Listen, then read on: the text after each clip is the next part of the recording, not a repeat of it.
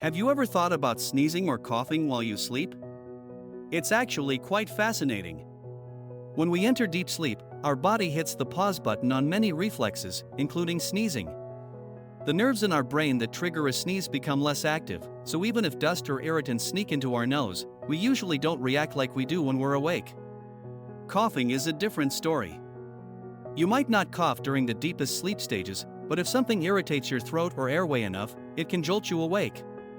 So, if you're battling a cold or allergies, that tickle in your throat might just be enough to stir you from your slumber. While sneezing in your sleep is pretty rare, coughing can still happen in those lighter sleep phases. Our bodies are amazing at prioritizing rest, but they're also ready to alert us when something's not quite right.